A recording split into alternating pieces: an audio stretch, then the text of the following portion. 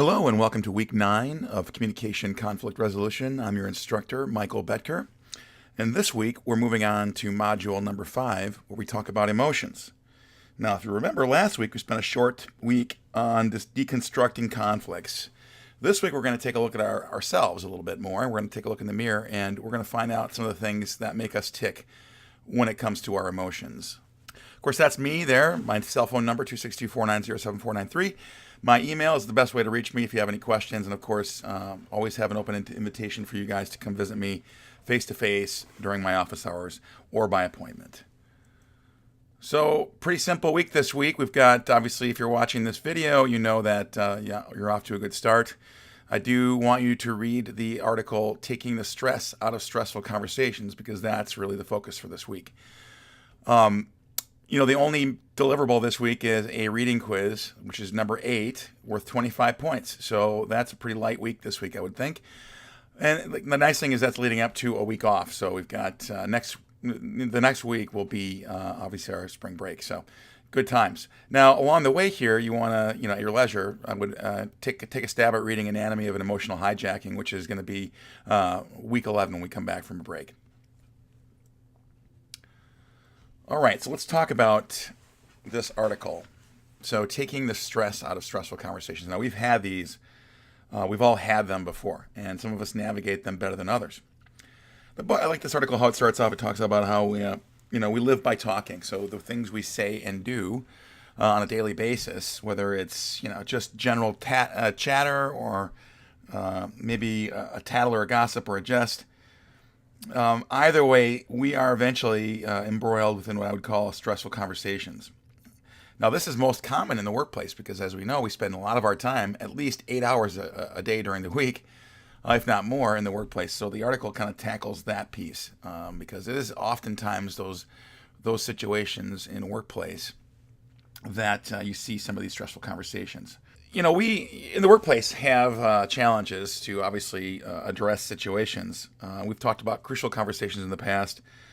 Whatever the context, stressful conversations differ from other conversations because the emotional loads are really heavy in many cases, right? For example, let's say you've got to give some tough information to a subordinate, or you've got, conversely, an equal member, equal in terms of power, who is maybe attacking you openly. And obviously, those are two examples, and we'll talk about those in this article here, but two examples of many where, there's stress involved. So what do you do? And this article kind of helps us prepare for those types of things. So we'll talk about that today. Obviously, the stressful conversations can create embarrassment, confusion, anxiety, certainly, in some cases, anger, or fear even in some cases.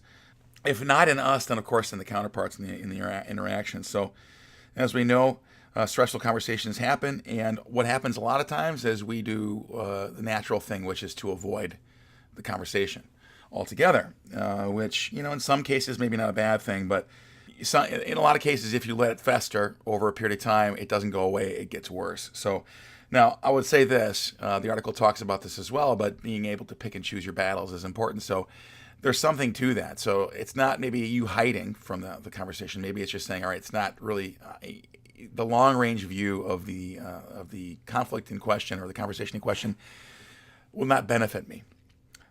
So it really depends. It's a judgment call, but obviously if you're letting fear rule your decision-making there, that's not the best way to go forward. Like I said, sometimes avoidance can cost you dearly by making it worse. While there's no cookie-cutter approach to handling stressful conversations, this article, I think, gives us some tools to safely navigate stressful conversations. Communication stress at work. So this article's cool, and it takes you through 3, I would say, most common examples you might encounter. And I've had examples of each of these in my own career, which I'll try to pepper through here. But work is really where you see a lot of this stuff. Why? Because you're oftentimes asked to do a lot in team groups, and invariably you got personalities and emotions that are kind of embroiled within that, which cause strife and potential for conflict. It's like a breeding ground for conflict. So this article kind of tackles that. How they tackle it, they give us 3 examples. So let's take a look at each of these. The first one is titled, I Have Bad News for You. So it shows both David and Jeremy. Now, David is the managing person here for Jeremy. Jeremy is a hotshot younger person who knows a lot, apparently, or thinks he does. And he's in an environment, and that's one of the things here. The culture is largely not confrontational. So Jeremy seems to be, cut from a different bolt of cloth almost from his personality standpoint, in that he's somewhat more assertive slash aggressive with his teammates. The article talks about how he uses kind of strong humor and other tactics, which has invariably alienated himself from the team. Now, whether or not Jeremy notices that or knows that is up for debate, but ultimately the boss knows, David knows, so he's got a situation on his hands here, right? And again, I mentioned the organizational culture is not confrontational. So what does David do? By the way, too, one of the problems is Jeremy was given a review that wasn't accurate. In other words, because of Jeremy's strong-minded character, a previous manager had not given him the honest truth about his performance. So Jeremy's kind of going off in a direction, thinking he's all that in a bag of chips, and the reality is David's got more sobering information for him. So this either way is a conversation that David has to have with Jeremy about, kind of bringing him down to earth a bit and helping him reset. So difficult challenge for both parties. Obviously, David is somewhat reticent to levy that information. And I would say this case here, getting off to the right start is critical for success. Well, unfortunately, didn't happen. So what happened was David kind of caught Jeremy flat-footed, and just pretty much laid it out there for Jeremy. Jeremy the whole time making an icy stare down at his shoes or at the floor, while David levied his almost indictment of Jeremy. And what happened there was 2 days later, so the bad thing is Jeremy decided to leave the company and find greener pastures, taking with him a lot of cultural and organizational wisdom. So it's a loss for both parties, essentially. Now, that could have been handled differently, and I've seen this happen a lot in my own career, where you get a bad interaction that leads to discord and then ultimately departure. So we'll talk more about this one when we get up to the point where we want to say, all right, how do we fix this problem? So, but I have bad news for you. So delivering bad news, it's a very dicey situation in a lot of cases, and personalities and emotions can really kind of color that. All right, the second one the article talks about is titled "What's Going On Here," and it features a person by the name of Elizabeth and a person by the name of Raphael. So they're team leaders on a major project which has not gone well. And so they're sitting there together as two managers, equal managers, trying to sort through, after the bomb drop, basically on a bad project, and how are they going to kind of fix the problem. So they're up there whiteboarding the situation, and Elizabeth is taking the lead at the whiteboard, according to the article. And then at one point she asks of Raphael, "Is that it then?" Which touches off a powder keg. And by the way, the article talks about this is a common thing where you've got suddenly out of the blue, sunny day, and suddenly a storm cloud appears and starts raining on your parade. And that's what happens here the minute Elizabeth says, "Is that it then?" What happens is Raphael responds very poorly to that, making hyperleaps in judgment, stating that Elizabeth was trying to kind of lord over him or direct his activities when they're both equal. So Elizabeth handled this kind of almost in a flummoxed way. She wasn't expecting Raphael's response at all. And so what she did was naturally to acquiesce to Raphael in the short term to placate the situation for him. But what it ultimately did was kick the can down the road, and it did not help the situation at all. So, there was not equal status or even, equal footing in that situation. So what happened ultimately is Elizabeth chafed and continued to chafe against Raphael, and then ultimately left the project, which obviously is not good for anybody on that team, particularly if she's good at what she does and, they're still facing problems. So I guess remember the conversation we've had about the invisible iceberg. You got the tip of the iceberg poking above the waters, and you've got all these other things going on underneath. That's really what's happening here, in my opinion, and that's what the article talks a bit about. There's these invisible parties creating a lot of static. So we don't know Raphael's story necessarily, right? Which could be driving a lot of this stuff here. So that's really what's going on here. These things that Raphael may have issues for that Elizabeth doesn't know about. So she gets caught flat-footed and essentially leaves. Food for thought here. What causes Elizabeth, as we remember from how women generally handle this kind of conflict or static, is she's automatically wanting to assume fault somehow for Raphael's behavior, like she had done something wrong, and even tried to correct that, but to no avail. So that's part of the problem, I think, is that women generally like to, their default in a lot of cases is to take blame for something like this. What is causing Raphael to think that Elizabeth is taking over? Well, we know, obviously, if you think about the issues iceberg, it could be a number of things, a lot of variables at play here. So like I said, there's no cookie cutter approach, but there's things you can do, and we'll talk about the solutions here for what Elizabeth could have done differently to keep things on track with Raphael. And this third one here, you are attacking me. I have had personal experience with all these, but most recently in the last 5 years, I had a colleague who would play the Karen role. Let's call her Melissa because that's her name. So this could be Mike and Melissa or Nick and Karen, but I was playing the Nick role in this case here, and I actually remember having this kind of conversation. But essentially what it is a person who is very aggressive and uses what are called thwarting tactics. Open aggressive tactics like accusation, distortion, and digression to hold sway over another. So it's a strong arm technique that I was surprised to see. I didn't think it really happened a lot, but I was actually my Karen or Melissa really demonstrated this stuff in an open field. So really surprising to me, and it caught me flat-footed, and I had to regroup. So ultimately what happened here was these guys couldn't work together, primarily because Karen used these tactics and Nick was kind of unsure how to handle it. His deferral from any attempt there felt empty and didn't work, basically. So what happened was they lost the account, and over time they were both equally passed over promotion because they were not able to work together. So I think the fact too that Nick had to go and seek out help from his manager was a problem, right? So wherever possible, here's the thing, just word to the wise too, and I don't know if this is in the article or not, but try to handle your affairs on your own without getting your boss involved. If you have to do that, that's pretty much a lost argument already. So, all right. So obviously we know that can happen, thwarting tactics. And like I said, in my case, my thwarter, Melissa, pretty much did everything she could. Just to give you a little background on that, she came in as an equal manager to me, but right away had aspirations to go above me, and so saw me more as an obstacle to her growth in her career.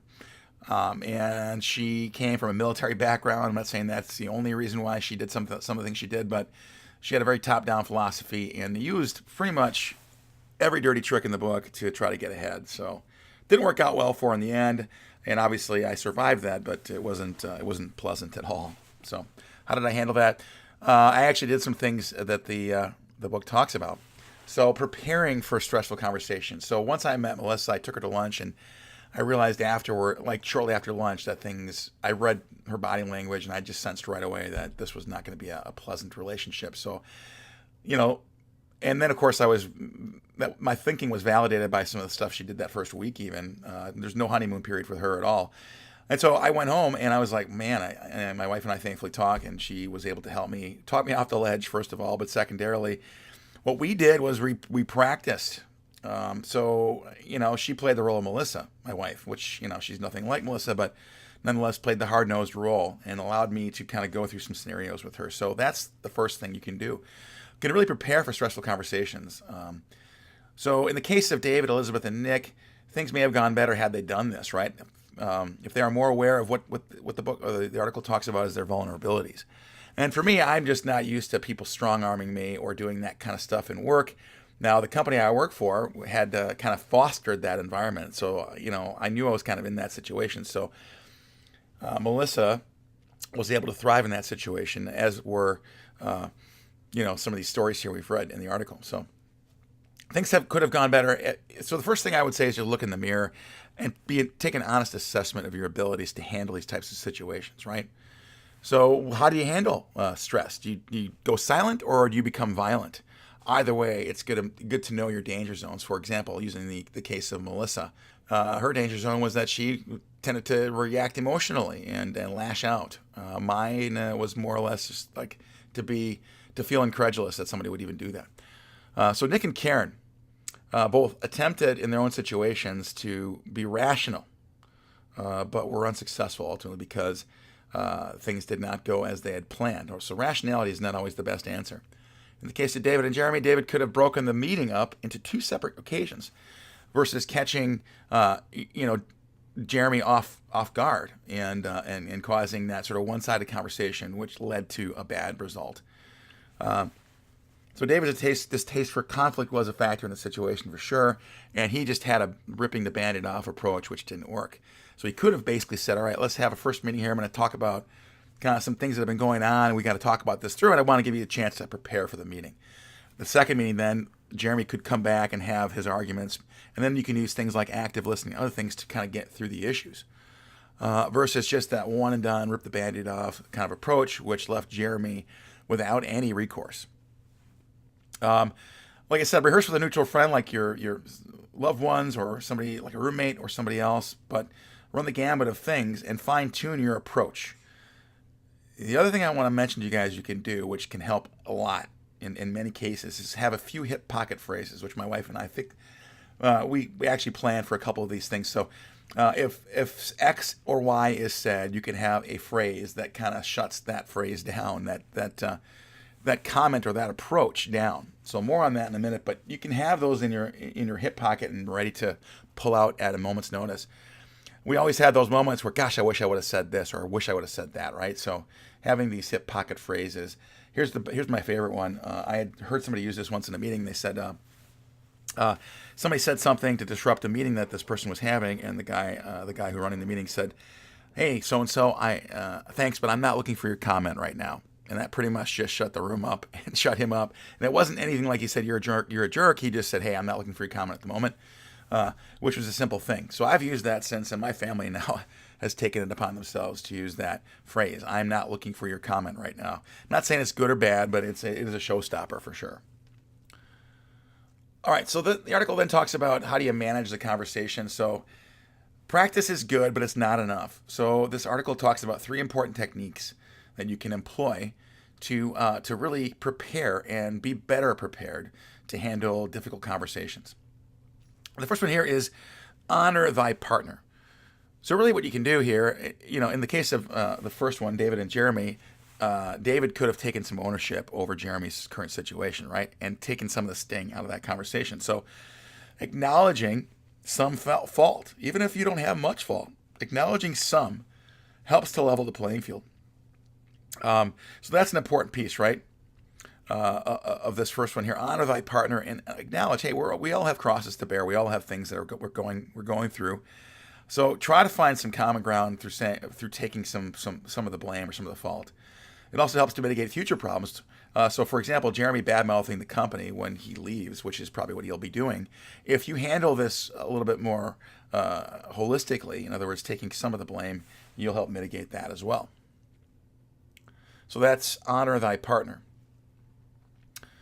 The second one the article talks about is called disarming by restating your intentions. So using a couple examples here to show this, in the argument between Elizabeth and Raphael, Elizabeth needs a technique that doesn't require her to understand the underlying reasons for Raphael's strong reaction, but still helps her handle the situation effectively. So you're not asked to be a desk side psychologist in this case here, right? But you can use things like what's called a clarification technique. She could have said, quote, "I can see how you took what I said the way you did, Raphael. That wasn't what I meant. Let's go over this list again."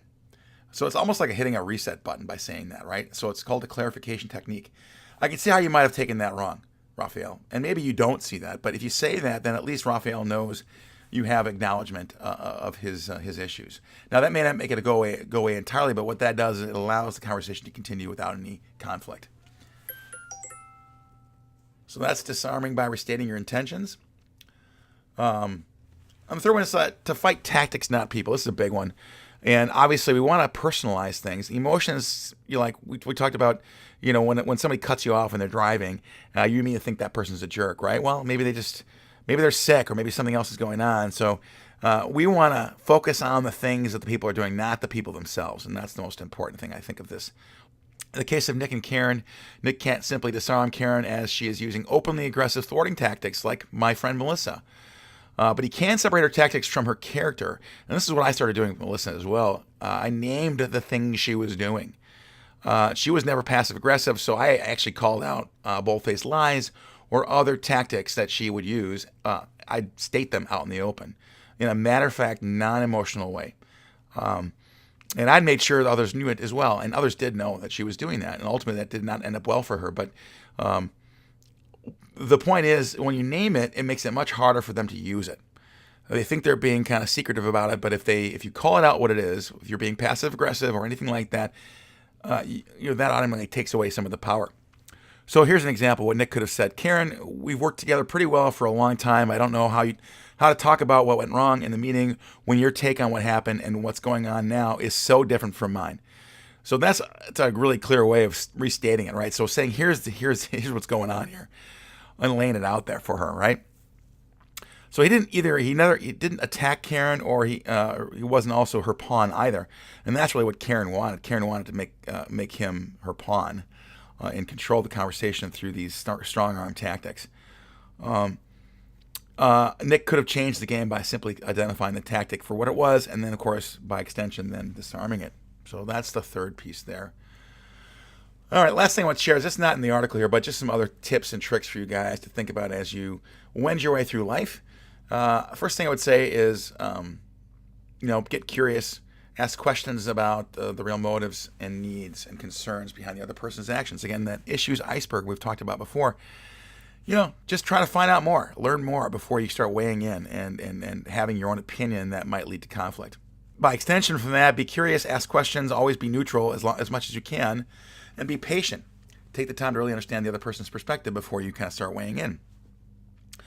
The third is make the conflict safe for the other person. Be ready to listen until they feel you understand their viewpoint. So again, that's kind of leads off of the first and second. And the fourth is hold the other person's viewpoint as equally valid and just as important as yours. I know that may be difficult, and of course, I usually think I'm right in most of my arguments, but I try my best to kind of weigh in, or at least acknowledge the other person's point of view. And last point here on this graphic, don't have the difficult conversation until you have an open mind and can stay calm. So I say this a lot to my kids and anybody else. Take a beat, take 2 beats, take 3 beats, take 10 seconds. You've heard that. Hold your breath and count to 10, or take 10 breaths, take 15 breaths, take a day even if you have to. But wait until you're ready and have an open mind and really can have a strategy, almost have a strategy for navigating through the conflict. We've talked about this already, but here's another bonus tip from this. It's really helpful to role play a difficult conversation, and that helped me tremendously with my difficult person. All right, so that's a short sort of lecture here on week 9, and obviously we're talking about stressful conversations. So how do you navigate those? The quiz here is open book. It's 45 minutes and 25 questions. I wish you the best of luck on that. And obviously, week 10, like I'd mentioned, is a free week. So happy spring break to all you guys. I would say party responsibly. Please come back to me in one piece, and we will talk to you again in week 11. Thanks. We'll talk to you soon.